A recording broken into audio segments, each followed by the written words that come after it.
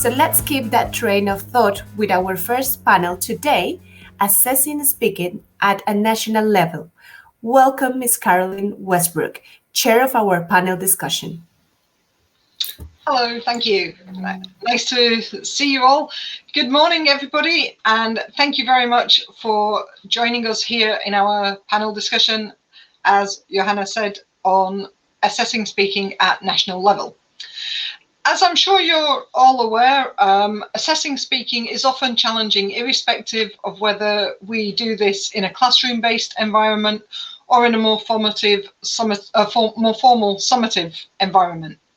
So with that in mind, we're going to be talking today at assessing speaking at a national level, which involves far more actors, if you like, to come together to make the system work.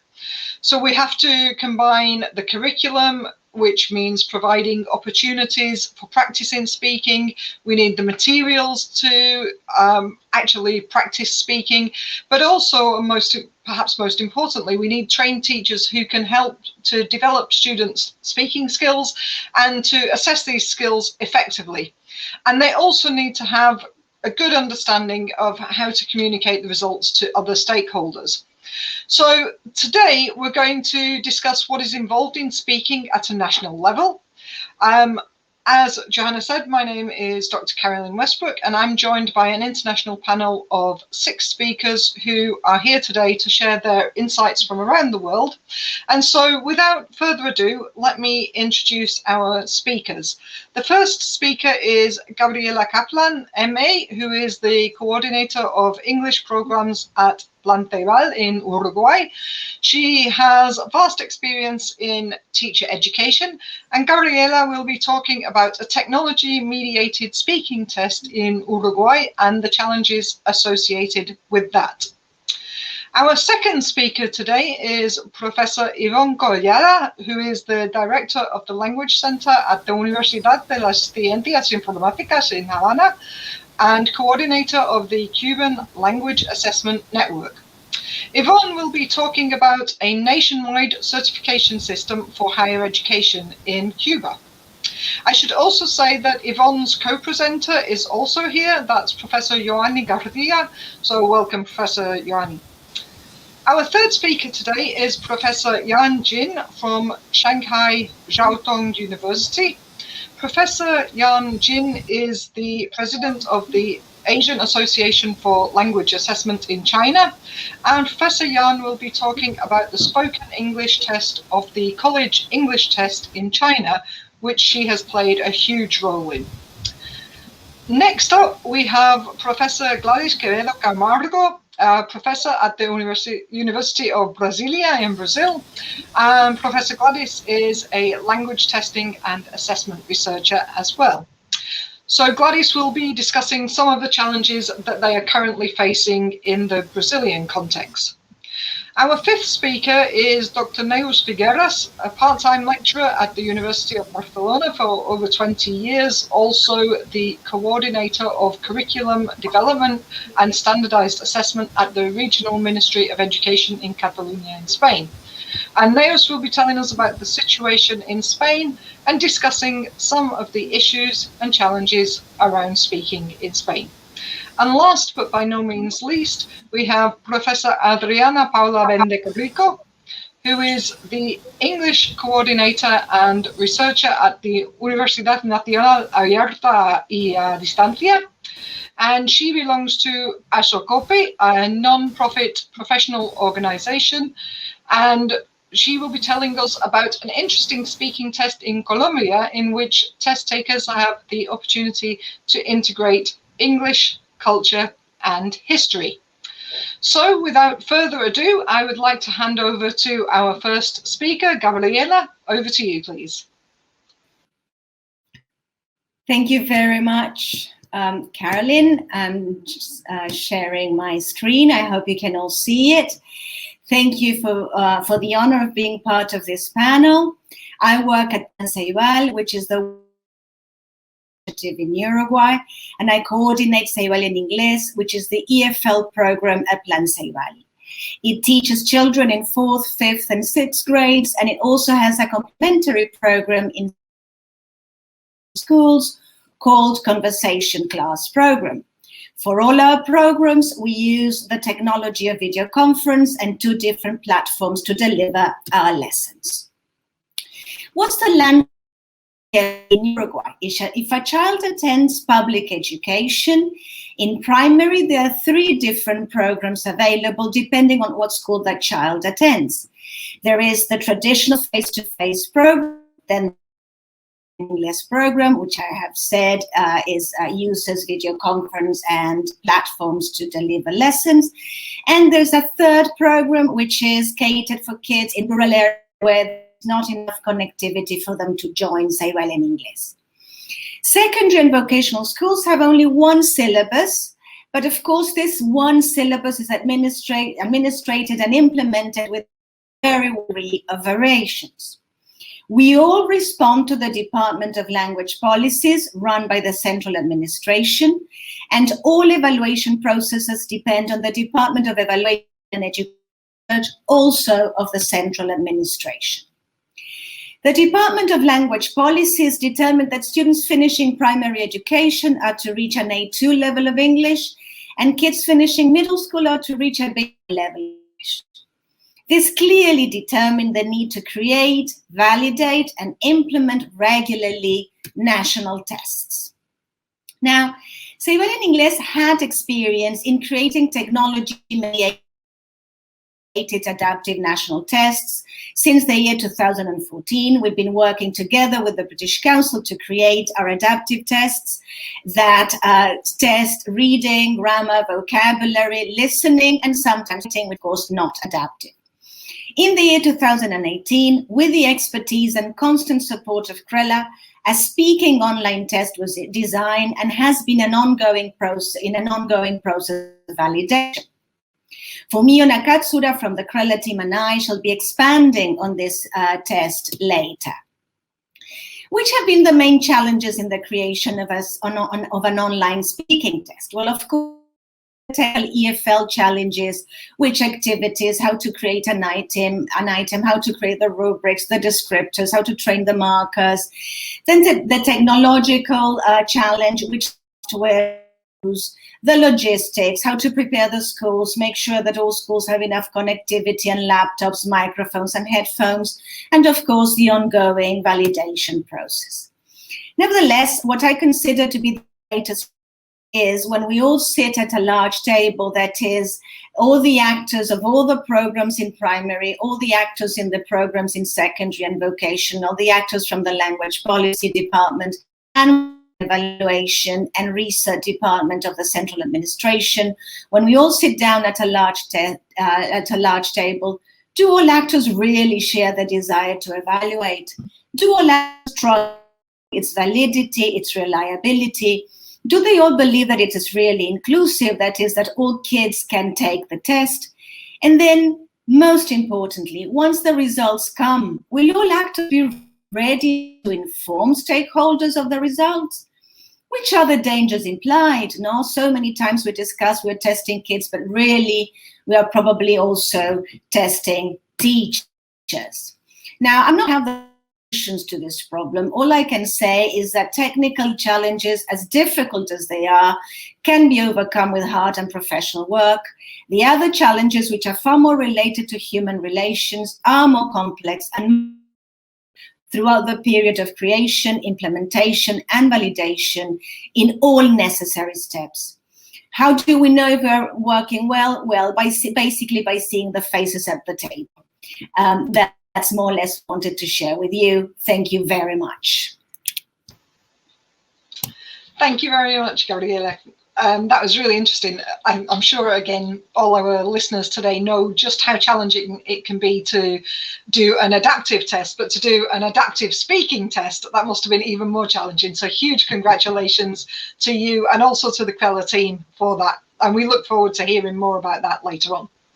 Okay, I should just say, of course, we will have time for question and answer sessions, for a question and answer session afterwards. So do please feel free to put any questions in the chat, and we'll come to those once all our speakers have finished speaking. So we'll move on now to Professor Ivonne Collada from Cuba to hear about the situation there. Thank you. Good morning.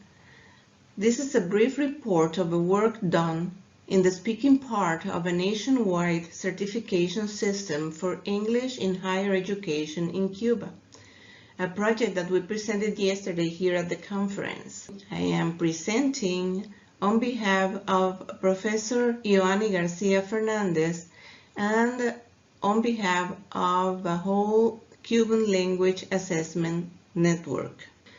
To speak about the challenges that we faced, first of all, there was a need to certify, or there is a need, to certify English proficiency at a national level in a standard way, due to a new policy that we had in the ministry in the year 2015, in which, in order to improve language proficiency in university graduates, the ministry established level B1 of a CEFR as the exit requisite, and it has emphasis on speaking as a skill. Although the final exam will cover the 4 skills, there is special emphasis in speaking.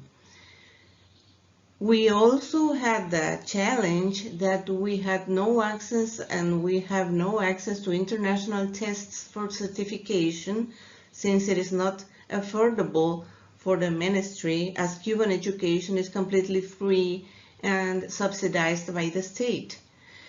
And the fact that we really don't have experience in standardized testing. We decided to create a group of teachers from Cuban higher educations from almost every university in Cuba, and the group was called Cuban Language Assessment Network. It has the advisory of the support of Professor Claudia Harsch from the University of Bremen, Germany, and also support from the Blair Cuban ICT Network and the British Council in Cuba. It also had some support from ILTA at the beginning, the International Language Testing Association.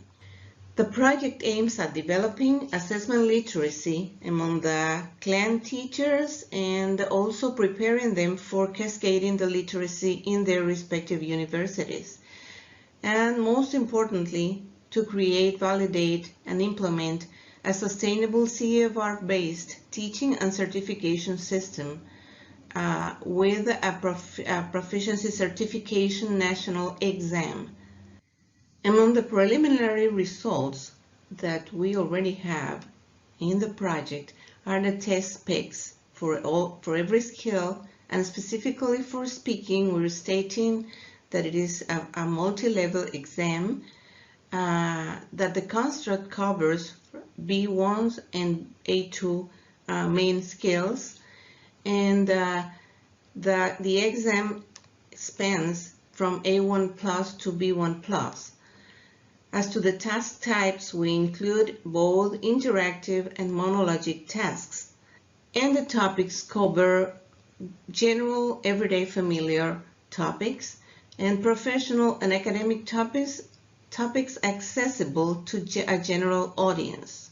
I mean, not specialized topics, since it is meant for every major in all universities. And we have some taboo topics, not to cover them. Another important result would be the item writer guidelines, we already have them, and interlocutor guides for the speaking test.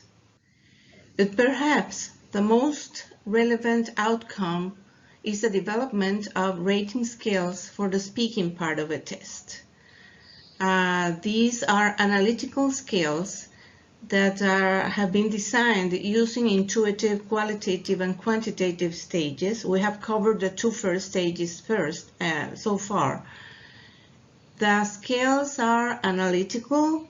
They have 5 criteria, and we have used interaction, coherence, and fluency combined in one criterion, then grammar and vocabulary that each of them includes range and accuracy, and pronunciation as a separate criterion.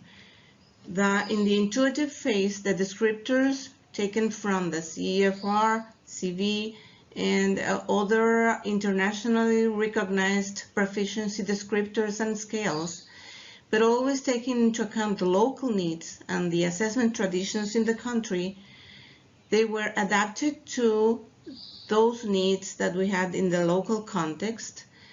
And in the qualitative stage, we have had 2 rounds, 2 workshops for rater training, and we had done descriptor sorting exercises, then a pre-trial with students from different universities. We have compared the students' performances with the descriptors in order to place those performances at a given level, then followed by a qualitative discussion of the discretions and underlying reasons, and revision whenever it was necessary.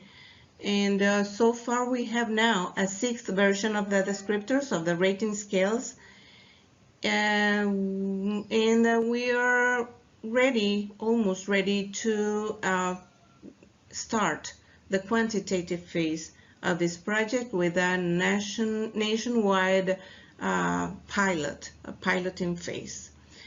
So this is all that we wanted to present. I hope it's useful, and we're open to questions, comments, remarks. Thank you. Thank you very much, Yvonne. And that was really interesting to hear the way that you developed the rating scale. I think a lot of people who are not familiar with rating scale development think that it's just a case of sort of sitting down and thinking up some descriptors, and maybe don't realize just how challenging it actually is. So it's really good to hear your explanation there of the intuitive approach, the qualitative work that you've done, and the fact that you're going on to the quantitative. So thank you very much. Okay, we'll move on to our third speaker, who is Professor Yan Jin, and she will be telling us, as I mentioned before, about the college English test in China. Over to you. Hello, I'm Yan Jin from Shanghai Jiao Tong University, China. In my talk today, I will discuss large-scale speaking assessment from the perspectives of construct validity and test fairness. First, let me give you a brief introduction to the test, CET, CET set. CET College English Test is a large-scale language test for learners at tertiary level in the Chinese mainland. The test has a history of over 30 years. Annual test population is more than 20 million. The speaking part of the test, CET set, was started in 1999, adopting the face-to-face interview format. 3 test takers and 2 examiners form a test group for a number of test tasks. The computerized CET set was started in 2013. Before the pandemic, the CET set has over 1 million test takers a year. Now let's have a look at design principles of the test. The most important consideration is construct representation. Large-scale computerized test, speaking test, typically employ only monologic tasks. The CET set instead adopts a paired format. That is, 2 test takers form a group to complete a number of tasks on the computer, including a paired discussion task. To improve scoring validity and reliability, the CET set performances on the CET set are scored analytically on a number of criteria. And by ensuring test validity, it is hoped that we can achieve the intended washback, that is, improving promoting the teaching and learning of English speaking at the tertiary level.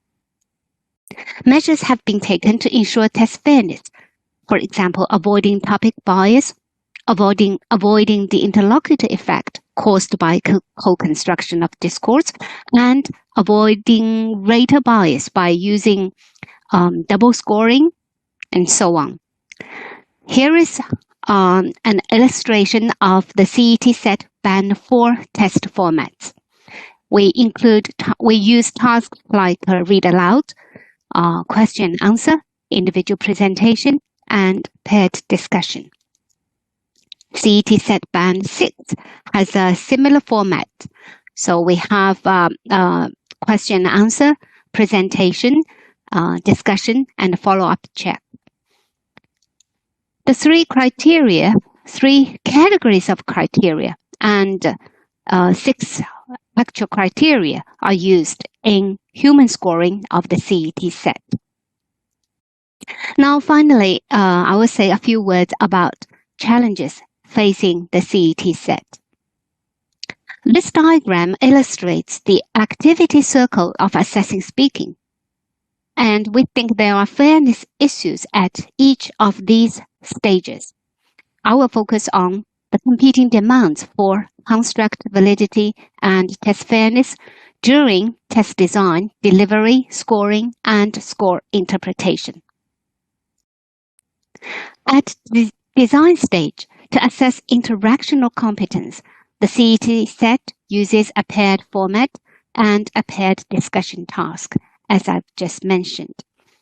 And to deliver a task in a computer-based format, there is the issue of how to pair test takers, because performances on the paired task could be affected by the interlocutor.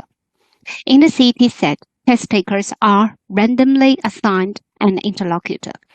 A pair of boy and girl is preferred to facilitate voice recognition by human raters. When co-constructed discourses are scored, there is also an issue of whose performance is being scored. So rater training is provided to make sure that individual speakers' performances are scored. And to help users better understand the meanings of the CET set scores, grades and grade descriptions are reported in the format of can-do statements. Scores of the CET set have also been linked to language skills like the recently published CSE, China's Standards of English, and the CEFR. So this is all for my introduction. Thank you. Questions and suggestions are most welcome. Thank you very much, Jan. That was very, well, I think it's quite unusual to see a paired speaking task in a computer-based environment. We're used to that in a face-to-face environment, but I think that's quite unusual in a computer-based test. It's also very interesting to see that there are different ways of running the test in terms of the different tasks that students do. So thank you very much for sharing that. That was very interesting. Okay, we'll move on now to our next speaker, who is Professor Gladys Quevedo Camargo, please. Good morning. Can you hear me well? Morning. Well, thank you very much for this invitation. It's a pleasure. It's an honor for me to be here. As you probably know by now, we haven't got any national speaking test in Brazil. So I'm going to go straight to the challenges. I'm going to share my screen with you at the moment now. Just a minute.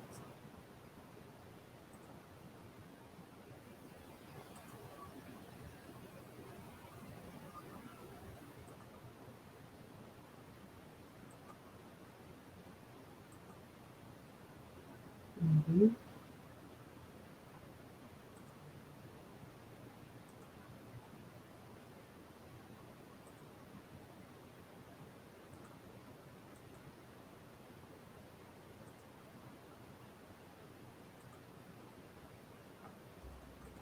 All right.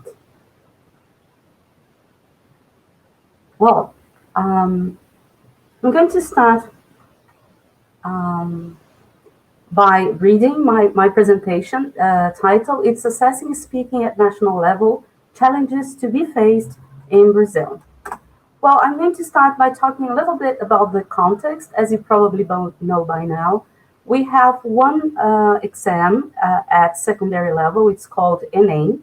So it's Exame Nacional do Ensino Médio, or National Secondary School Exam, or High School Exam, if you like. It's got 5 multiple choice questions or items in English and 5 in Spanish. So we only test reading by means of these 5 items. So this exam has been applied in Brazil since 1998, but English and Spanish have just been included in 2010. So it's more or less, well, it's about 11 years we've got English and Spanish in this exam. But recently, in 2018, we had a new document. It's called our Common Core Curriculum, or Base Nacional Comum Curricular. So one of the main axes of this document is oracy. And oracy is divided into 3 areas: discursive interaction, oral comprehension, and oral production. So this was very welcome by the community. But if we think of the potential washback that this important axis has, we're going to think about how this can impact in our educational system. So let's think about our numbers. So Brazil has 28,933 secondary schools all over Brazil. So these are data from 2020, published in 2021. So these schools are public and private, and so they are funded by the government and they are privately owned. So we have to remember that they are not only in big cities like Brazil, like São Paulo, Rio, but also in small places, distant places that sometimes are only reached by boat. So we also have 7,550,753 secondary school students. Again, the same source, data from 2020, but published in 2021.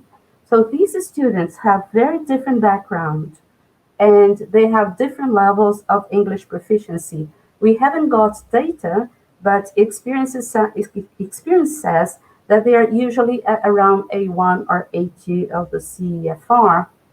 And the last information I have here is that we have 62,250 teachers of English.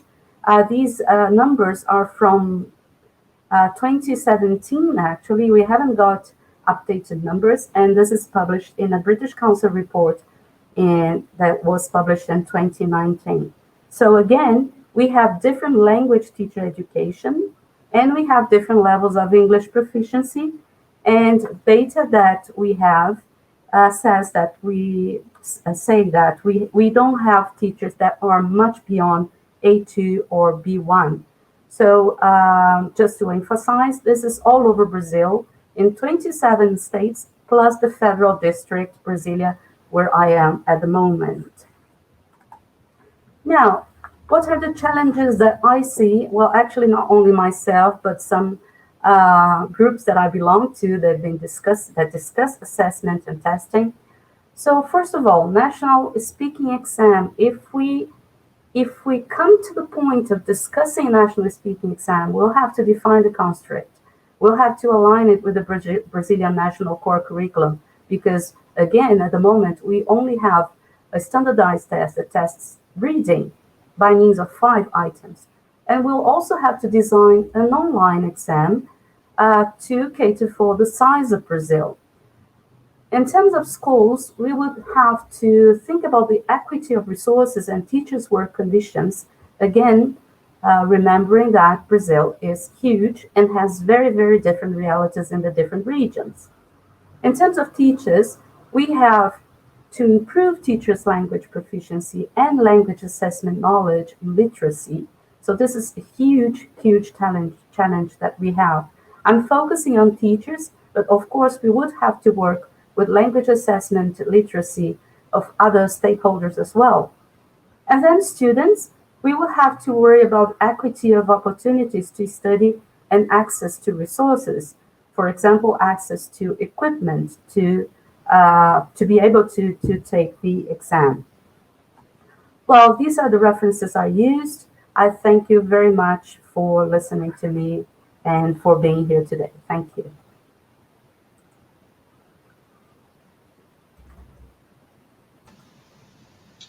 Thank you, Gladys. That was very interesting. I think you've highlighted a number of issues there that are actually common to a lot of countries. I'm sure there'll be people in the audience going, oh yeah, we have the same problem.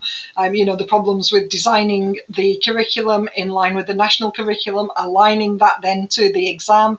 But also, as you quite rightly said, the issues around equity of resources and working conditions, and you know, a lack of language assessment literacy among teachers. It is improving, I think, generally, but you know, I think there are a lot of places where we still do have that issue that teachers don't have the assessment literacy that we need, and of course equity of resources for students. So I think you've hit the nail on the head in many areas there. Thank you so much.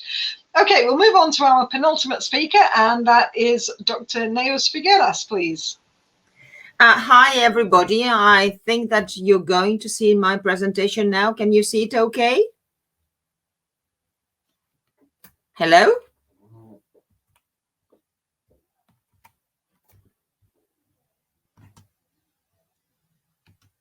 Hello, can you see my PowerPoint?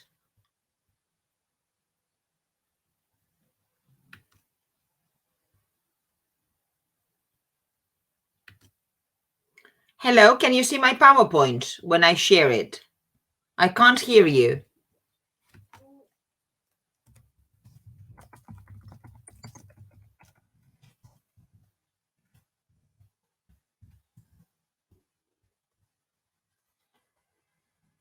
Okay.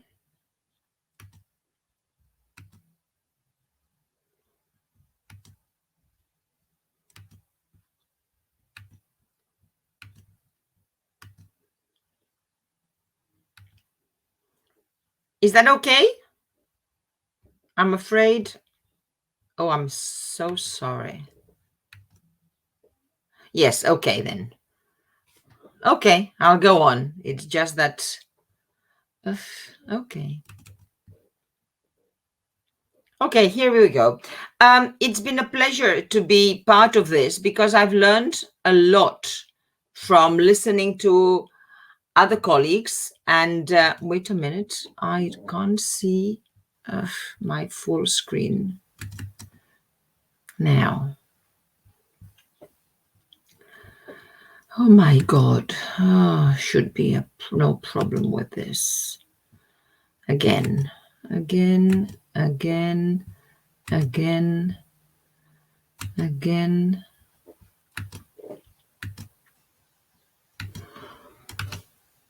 Okay, I'll start again. It's been a pleasure to be with you all, and I've learned a lot from the former speakers, who come from a very different context. I work in Spain, and what I'm going to be telling you about is about the situation in Spain, which is not very different from the situation in other countries in Europe, which are organized in similar ways. What is learning foreign languages in Spain like? In Spain, the focus is, of course, on English, as everywhere else, but there's also a very strong focus on a second foreign language like French or German or Italian. And one has to take into account that in Spain, there's 4 official Spanish languages: Basque, Castilian, which is referred to commonly as Spanish, Catalan and Galician. And we also have a number of migrant languages which are present at schools, like Arabic, Amazigh, which is the language of the Berbers, Tagalog, which is the language of the Filipinos, etc., etc. So the multilingualism in Spain is quite a big thing. Foreign languages learning, that is English, French, German, and Italian, is focused on in mainstream education.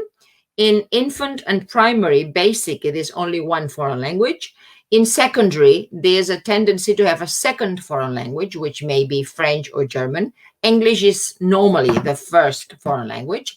And in baccalaureate, the second foreign language sort of, begins to disappear in order to get the priority of English again. There's different types of schools, which was already referred to by the colleague by Gladys in Brazil. We have a number of publicly funded schools, which are the majority, although some are privately run. They get subsidized by the government, but they are religious schools or private schools, which have a certain number of prerequisites to get funding from the state.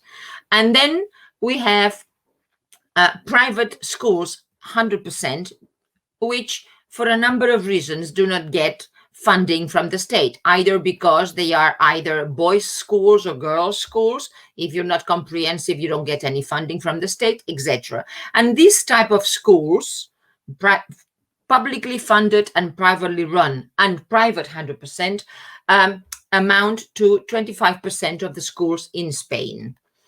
There's something which is quite unique in Spain, and that is the number of publicly funded language schools for 16 plus students. And we have something like 500,000 students every year in this type of schools that teach up to 16 foreign languages: English, French, German, Italian, Arabic, Russian, Swedish, Korean, etc. Yeah. And then there's the private language schools, which is a system that is very prominent in Spain, where children attend language courses, mainly in English, after their regular classes in mainstream education. So the map in Spain is quite sort of, varied and complex. But we have to look at this from the point of view of Spain being part of Europe. We've been listening to speakers up to now who come either from America or from Asia. And being in Europe is quite an important issue, because Europe has a very clear idea of what the CFR means, how it should impact the curricula, and is very much related and influenced by the results of any of the OECD projects, namely PISA, but many others. So in Spain, we are a federal state where we have 17 regions, which means that we have 17 ministries of education, regional, 17 evaluation units, which are regional, which are coordinated by the Central Common Ministry of Education in Spain, which is based in Madrid. But basically, although it is based in Madrid, Madrid is actually a region as well. So we have a variety of states within Spain, although we have a standardized common core curricula with the main principles being stated, which are related and equated to the CFR principles and to the common and to the communicative aspects of language learning, teaching, and assessment. But we need to take into account that there's 4 official languages of scholarization in Catalonia, in the Basque Country, in the Balearic Islands, in Valencia, in Galicia. The main language of schooling is not Spanish, but Catalan or Galician or Basque. And this needs to be taken into account. Also, the growing importance of the migrant languages, which are also in the schools, which affects how the foreign language policies are developed and put into practice. So there's different realities which require different approaches. I am not going to go into detail, but if we compare, for example, the situation in Catalonia and in Madrid, in Catalonia, for example, we have the main language of schooling, which is Catalan, with a very important language, which is Spanish. So children are already bilingually schooled Spanish and Catalan. And then they have a third language, foreign language, a third language, which is a foreign language, which is English. And in many cases, a fourth foreign language, which may be French, German, or Italian. And this influences how Catalonia has decided to run their policy of foreign language learning. There's a lot of CLIL, and there's a lot of English and second foreign languages, but in no way can we compare this with the situation in Madrid.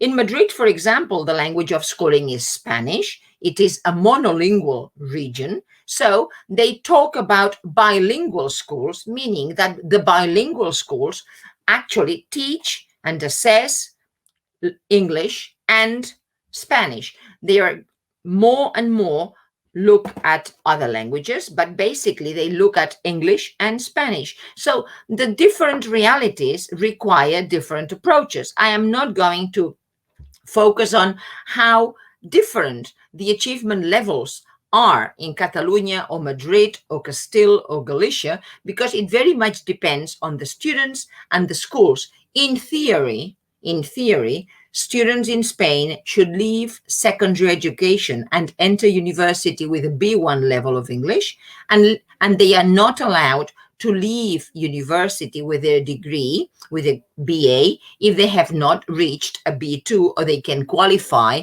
a B2. So roughly the situation is this, but is really very variable. Is speaking assessed? In classrooms, it is strongly recommended. We have a very progressive curriculum and a very focused inspectorate, but it goes largely unchecked. What goes on in the classrooms in terms of speaking is not very well documented. Externally, yes, in mainstream education, we have standardized tests, which are similar to the tests that Yan Ying was referring to, or that Yvonne was referring to, but they are mainly for diagnostic purposes, and they are only given to reduced samples, which allow us to generalize, but it is difficult really to have an overall view of what the situation is. English is not assessed at all in university entrance exams in the speaking component. English or French. You can actually choose English or French or Italian or German when you enter university, but it is never assessed.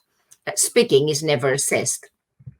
Of course, speaking is assessed in the publicly funded language schools I was referring to. There are standardized tests which are run for B1, B2, C1, and C2. And it is, of course, assessed in international exams, Cambridge exams, Trinity College London exams, APTIS tests, which are taken by students attending private language schools, and in some regions, students attending bilingual programs are assessed with international exams like Cambridge or APTIS, and there's reports on that, especially in Madrid or Andalusia. The necessary elements, I would say, are there in Spain. The curriculum is very communicatively oriented. It is aligned to the CFR. The teachers are trained. The vast majority of teachers have a C1 plus level. And the available materials, the tasks, the criteria, the proficiency samples are also there. What is not clear is what's going on in the classrooms in terms of learning and teaching speaking. And why is that? Because there's a number of challenges. It is not really possible to politically have a rollout of a speaking test in Spain for a number of reasons, mainly political, but also logistics. There needs to be a standardization of tasks and administration in terms of checking that everybody is delivering the same test under the same conditions, etc. I'm talking about rollout, not about sampling, which is a reduced number. Then how the different assessment criteria are applied, what examiner rater training is needed. And what is, I think, very important, and that's why I have highlighted that in blue, is that context data is key And that's something that PISA helps us a lot with. And I suppose, I mean, the current sampling tests already have context data, but it is good to have an idea of how many hours of teaching foreign languages are planned in each context, what is done, and whether the students are learning languages elsewhere, etc.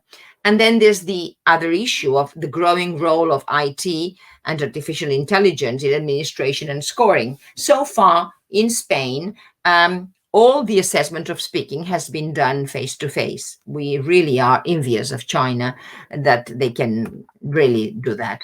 And I think that we need to work on a balancing act and to prioritize why and how we need to balance the teaching time and the testing time. That's something that is a worry with teachers but also with administrators. If we test all the time, is there any time left for learning and for teaching? And then the practical and financial issues of what a rollout implies. Is there an added value in a rollout? Should we stick to a sampling of the testing? We did learn quite a lot from a survey that was developed in something like 7 years ago, which was referred to as SurveyLang. It did not include speaking, but it did give us an idea of what the situation was in Spain in relation to other countries in terms of reading and writing and listening. So there's a need to know where we stand, but we need to think whether we really want to have a rollout. A rollout may be an advantageous thing because we really learn where we stand in reference to levels throughout.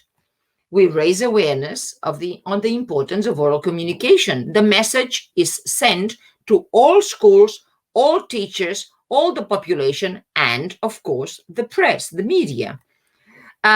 It may lead to an increase of the oral practice in school.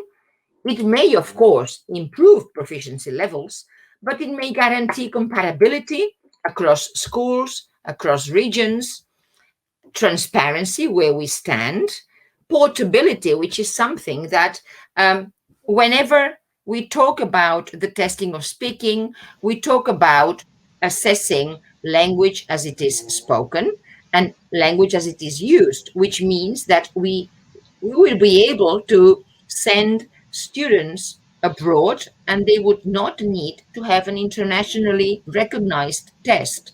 So that would be an important thing. And the last but not least, that's something that I quoted in Spanish, lo que no se evalúa, se devalúa. If there's no university entrance exam in Spanish, in English, in the foreign language, the teachers focus on reading and listening during the 2 years of baccalaureate, which means that they forget about speaking. So this is also important.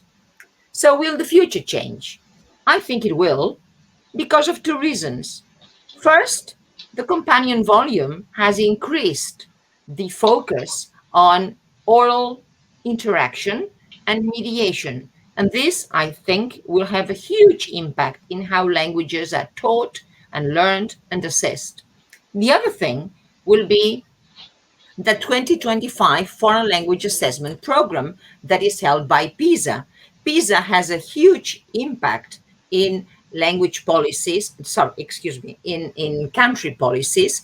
And if you think of the way mathematics or science are taught today, they are very different from the way they were taught 10 years ago before PISA results were published. So I think that these two elements will contribute to the improvement of language learning, foreign language learning and foreign language teaching and foreign language assessment. And my suggestion on which issues to discuss in relation to assessing speaking would be make sure that we know what foreign language competences are like across Europe and other countries outside Europe, make sure that we know what the data says with versus what the opinions say, what the local needs are, what the local results are in relation to the global results, the need for any assessment endeavor to contribute to better learning, thinking whether the assessment of speaking should be the cart driving the horse or just a part of the assessment of the foreign language. Are we going to be successful in implementing O'Sullivan's comprehensive learning system that he has been referring to in this conference and involve all stakeholders? Are we going to be able to look at this triangle in a comprehensive way, curriculum, assessment, delivery? And last but not least, the importance of assessment literacy. What is assessment literacy for us? What should we focus on? Who should get what? And how should that be done? So thank you very much for listening. Thank you, Liliana, for the reminder. And that's the end. Thank you very much, Neus. We'll move swiftly on. Neus, obviously, you brought up some really important points there, especially the areas to discuss. You know, the key area that you raised was the issue of washback, which is very important. We will move on because we are getting quite short on time, and I don't want Adriana to not have time, and I would like to have time for some questions as well. So, Adriana, over to you, please. Good morning, everyone. Thank you for the opportunity. I think that if we have this chance to share what we do, we can do many things together as English teachers. Okay, so in order to start, I'm going to share my screen with my presentation. So, wait. Okay, so, well, I belong to Asociación Colombiana de Profesores de Inglés, and we have been doing a lot of things in order to improve our Colombian context. As you know, well, we are not very good at English, and we have some situations that helps us to maybe have that bad things that we have right now in our education, especially in Colombia. Right now, our national test is only reading, so we don't English teachers, we don't look for other skills like writing, speaking, or even listening. We are just focused on reading, on sometimes just grammar, because we think is what we do, it's okay. So based on that, we have been changing a lot of things. So we decided to do like a research in order to see how to improve speaking and other abilities in our students. So we have students from different cities around from Colombia. We have students from 17 and 16 years old. So it means that our population is very big. They come from rural and urban areas. This is very important because in our rural areas that sometimes they don't have electricity and they don't have a lot of things so that we can use in order to have a better like an improvement in order to work with them. So, and also, well, we have decided to do virtual tours to discover the world. So we decided that education has to change now. So we decided to do other things with our students, something that they like. We decided to talk about our context. I think that it is very important. In Colombia, we have a lot of textbooks, a lot of materials that are based on contexts that are not related to us. So we decided to do something related with Bogota, sometimes also things that are related to our culture, but that not that close. For example, Mexico, we decided to visit many places, but in a virtual way, because as you know, nowadays we don't have the opportunity to go outside. So we decided to do this so students can do other activities, they can learn, they can see what they like sometimes. And also, well, based on that, we decided to help them to record themselves so they can have the opportunity to share their experiences. As I told you before, well, you know that our students in Colombia, they have the national exam is just reading, so they don't have the opportunity we don't have the opportunity to assess speaking or listening or even writing. So this is one of the biggest challenges that we have, that most of the teachers are focused in their language classes just on grammar and reading, and sometimes vocabulary, and at the same time using Spanish all the time. So we are trying to avoid that. So since the arrival of COVID-19, we have to change many things. One of these is trying to have the opportunity to do other things, not only teaching like grammar and reading. So we decided to other things. So taking into account this, we decided to make some experiences with them where they can mix English, culture, history, the things that they like. So, and also, well, we have another challenge that we have to go beyond the classroom. We have to go over and other things. I mean, not the same with the same situations that we have in our context, but I mean, what we have right now, but we need to go and learn other things what we have right now. So also to include literacy, because it's not part of the curriculum. I think this is very important. I think that sometimes teachers are just focusing on the verb to be, simple present, and we need to start learning other things and teaching other things so students can be involved and learn other things, and the most important, love what they like, what they are doing. So we have some conclusions. Well, they say that learning cultural aspects in English language is very important in this process, but also recognizing our own culture. I think this is very important. Also, they have the opportunity to discover other things that they don't know. Sometimes they don't even know their own culture. So it was kind of funny at the same time. Also, explore new activities, as I was telling you, new teaching and learning strategies. Motivate students, that is very important. Getting out of daily activities, like I was telling you, doing the same thing over and over again. So we have to try to do other things. And also to generate different spaces of interactions where experts, teachers, adults, teenagers can use English as they should be in communication.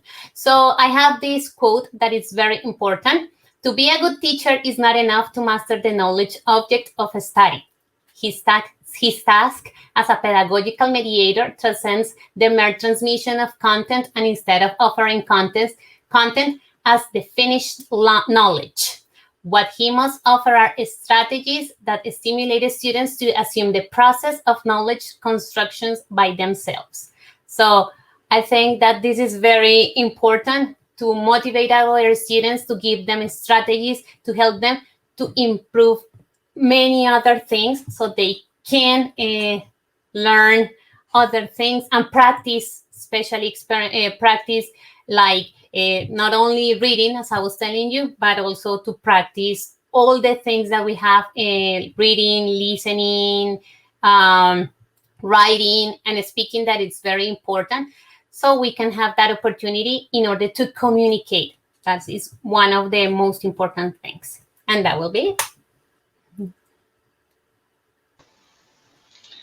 Thanks very much, Adriana. That was very interesting to see that the test takers' motivations and interests are really at the heart of what we're doing. And that goes back to what Jamie was saying at the end of yesterday, that really it's the people that are at the heart of everything that we do.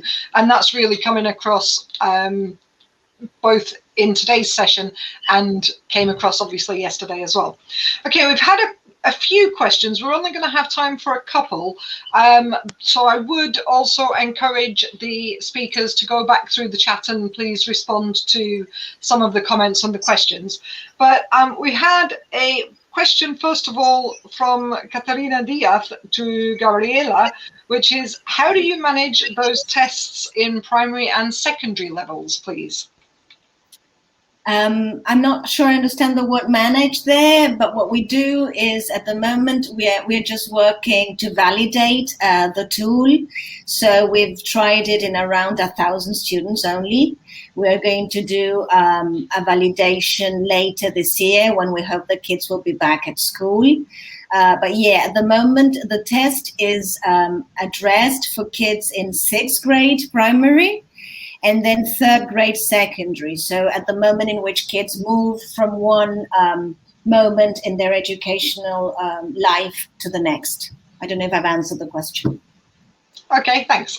I'm sure we can put in the chat if there's anything else needed to expand on that. Thank you.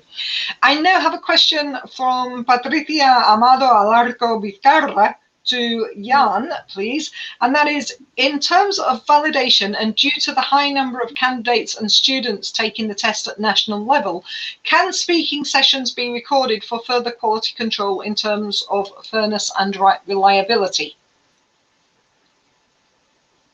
For our test, because it's a computer-based test, so every student's performance is recorded for post-test scoring. So it is indeed recorded. Even in the face-to-face test, we actually video recorded every session for further check by experts and students. Yeah. Okay, lovely. And a very quick final question to Neos. There are a couple of comments and questions about PISA, which I think you could probably respond to. But we've got a question here for Neos that says, to graduate, you need B2, but who does the assessment? Is it the class teacher that carries out the assessment, Neos? Liliana, could we maybe get Neos on screen, please? If Neos is there. Hi, I was just responding in the chat to Hector.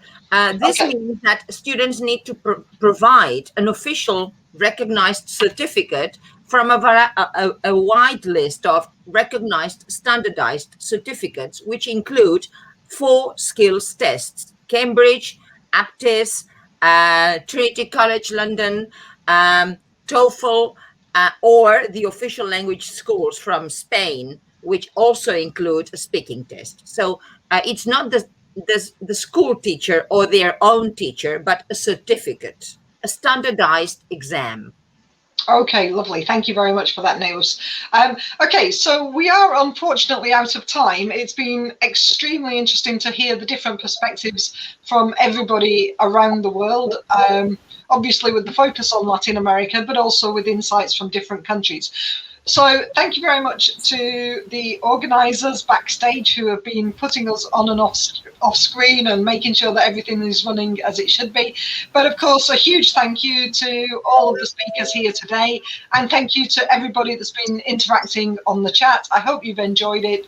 I can see that you've been certainly very proactive and participative in the chat. So again, please could I ask the speakers to just go back through the chat and respond to any questions or any comments. Thank you ever so much, everybody. Enjoy the rest. Thank you. Thank you. Thank you.